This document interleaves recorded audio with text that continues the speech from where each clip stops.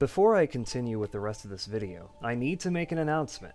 I now have a Starbound server you can hang out on. Actually, two servers. Both are modded. One is SFW, and the other is NSFW, and has some things I can't really discuss here on YouTube. Head on over to my Discord for more details. A few months ago, I looked at a Starbound mod called Chaos Weapons and thought it was amazing. As its name suggests, it adds a bunch of weapons to the game, and they are indeed chaotic. Overpowered, post-endgame, post-ruin stuff, and it was fun and exciting. But what if Chaos Weapons was different? What if it wasn't chaotic at all? What if it featured Dante from the Devil May Cry series teaming up with Final Fantasy Sephiroth and Cloud Strife? The answers to those and other assorted questions can be found in a little mod called Spardan Items? Or Spardan Items? I think that's how I'm going to pronounce it from here on, Spardan Items. Spardan Items was suggested to me a little while ago, and to be honest, I'm glad I finally got around to it. It's an impressive and unique mod, and I really enjoyed my time with it.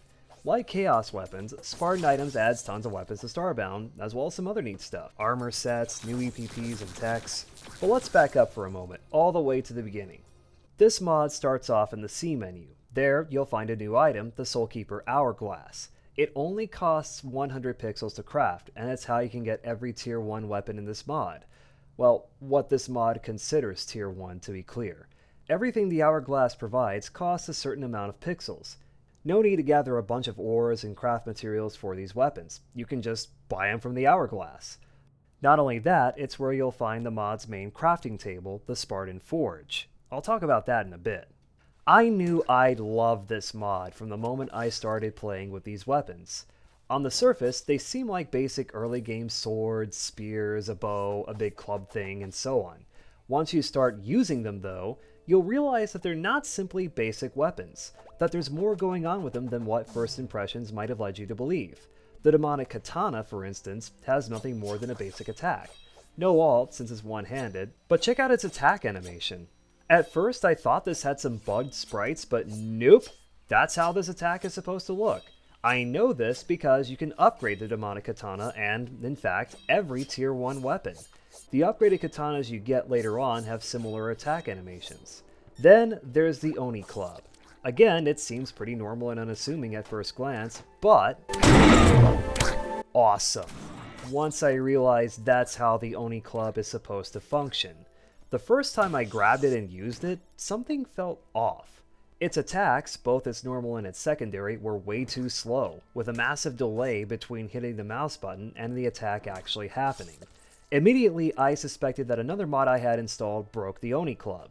I then loaded Spardan Items up in what was otherwise vanilla Starbound, and what do you know, I was right.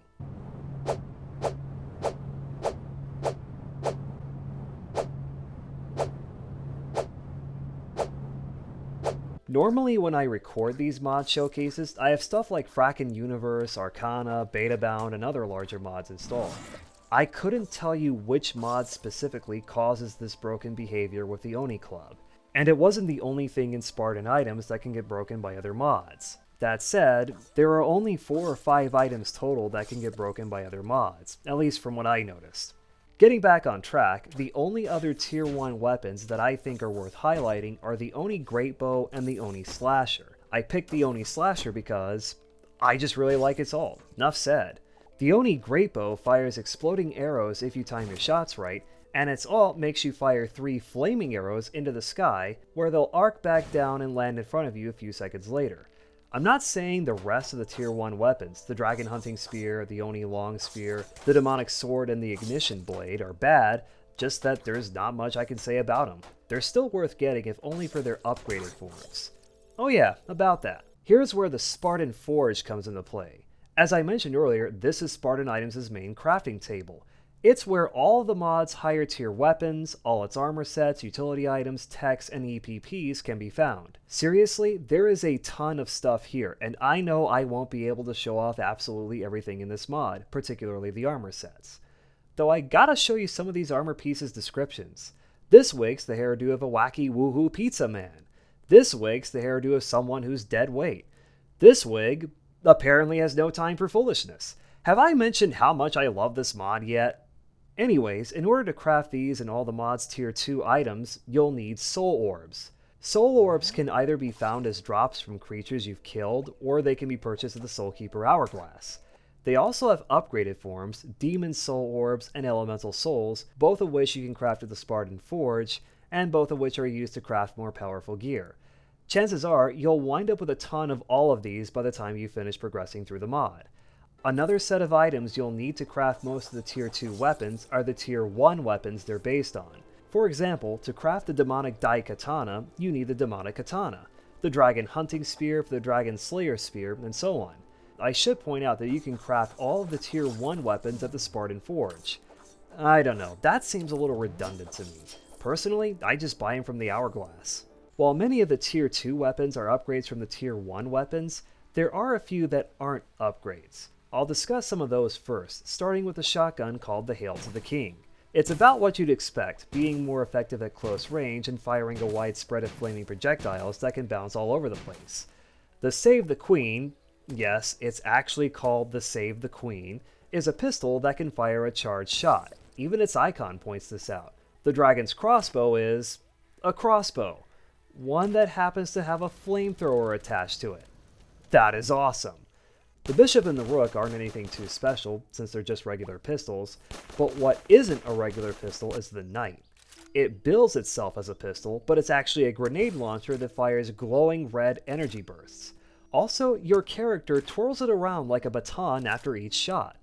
The Indra and the Shiva are short swords with energy blades, each with their own 3-hit combos. If I had a dime for every Starbound mod I featured in my mod showcase series that has a weapon named Shiva, I'd have 2 dimes. That's not a lot, but it's weird that this has happened twice now, the other mod in question being Chaos Weapons. And yes, despite all the changes Chaos Weapons has received since I made my video about it, its Shiva is still there. I checked.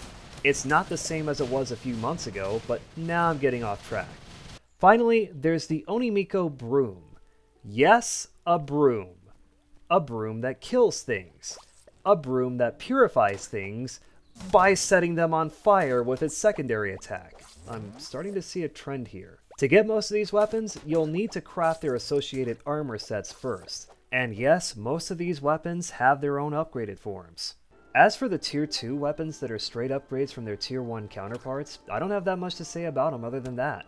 Most of them behave almost the same as their base versions.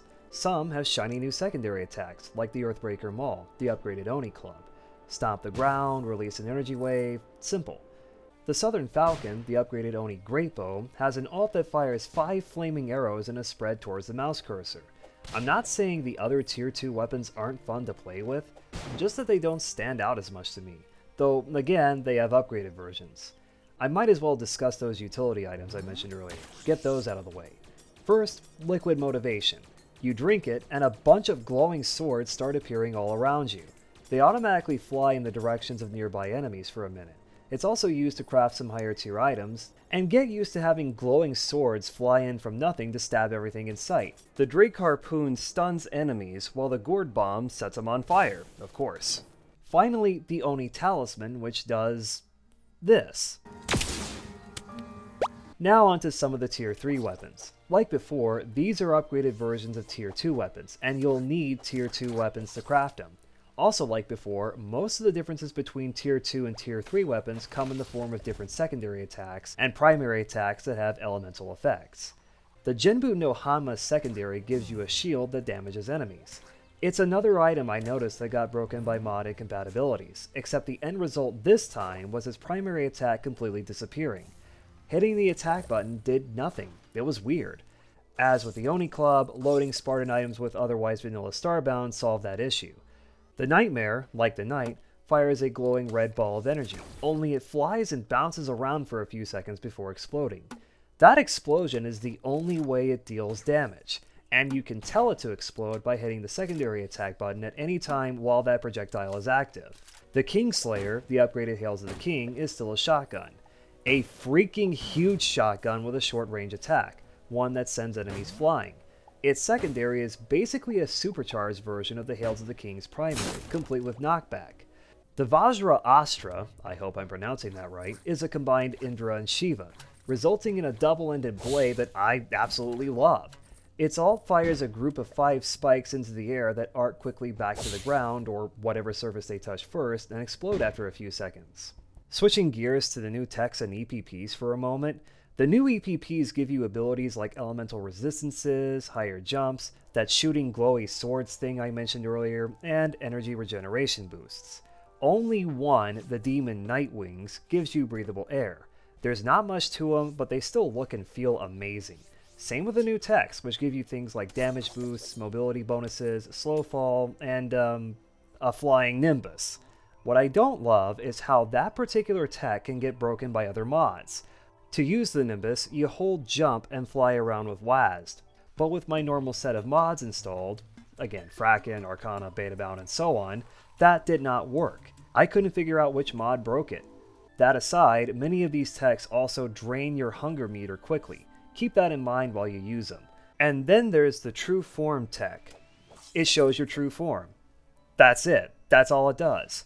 Okay, to be more technical, it disables all of your cosmetic slots, and you cannot apply anything to those slots while that tech's effect is active. With the right cosmetics, you can even do this using that tech. That reminds me, I need to draw more Nebby. I might actually do that after I finish this video. Now, let's go right to the top.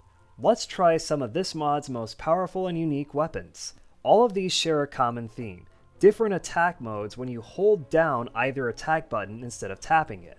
Also, holding down crouch and pressing the alt attack for even more attack modes. Oh, and as you'd expect, they deal tons of damage, especially paired with the higher tier armor sets. Starting with the Limitless Katana, wait, that looks a little familiar. Well, anyways, it has an alt that makes you jump high into the air and thrust straight down within a split second. Holding down the attack button results in you performing an 8-fold slash attack, and I think that speaks for itself. Holding crouch and hitting the secondary attack button gives you a parry. If you get a successful block, this happens. Next is the Breakthrough Blade, which looks kinda like Cloud Strife's Buster Sword. The mod's description cites the Buster, or actually Cloud in general, as an inspiration for the Breakthrough Blade. And yes, the Limitless Katana is based off of Sephiroth's Masamune. With that established, the Breakthrough Blade secondary sends a bright glowy sword flying through the air. Holding the primary attack makes you slash wildly through the air and float for a second. Holding crouch and pressing secondary attack summons a bunch of meteors. Okay then. Jumping then pressing the secondary attack sends you thrusting to the ground. Finally, the True Dragon Spear. This might be my absolute favorite weapon in this mod because of how unique it is and how many different attacks it has. And of course each attack has its own name. Holding down the primary attack makes you perform a Dragon Breaker, a simple wind up and thrust to the left or right. Pressing the secondary attack button makes you perform a Dragon Leap, while holding secondary makes you perform an additional Dragon Dive, similar to the Limitless Katana secondary. Like the Breakthrough Blade, you can also perform a Dragon Dive by jumping then pressing secondary. Holding crouch and hitting secondary cycles through 4 elements: fire, electricity, ice, and poison. Doing this results in slightly different Dragon Breakers and Dragon Dives. Put all that together and you have the cherry on top of Spardan Items.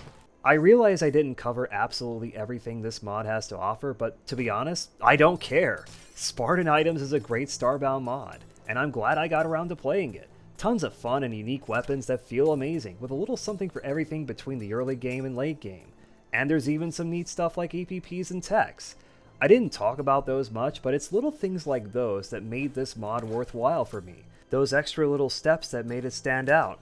I'd even say this is worth a try if you're looking for a Starbound mod that has a ton of neat weapons. Just be aware that depending on what mods you have installed, you might run into issues with some weapons and other items not working as intended. Again, I wish I could tell you which mods broke which items, but it was only a small handful, and I still had a great time with Spardan Items. In short, yeah, I love it, and I cannot wait to see what future updates bring. Thank you for watching, and if you enjoyed this and want to see me ramble endlessly about other Starbound mods, I'll link a playlist and a card at the end of this video. You can also do the typical supporting people on YouTube things. Subscribing, liking, commenting, ringing that bell, you know the drill. If you want to support me further and help me keep making videos like this, I have a Patreon, I have a Ko-fi, you can throw some money at them. Links to those will be in the description. As I always say, you don't have to, but every little bit helps. Take care of yourselves, and goodbye for now.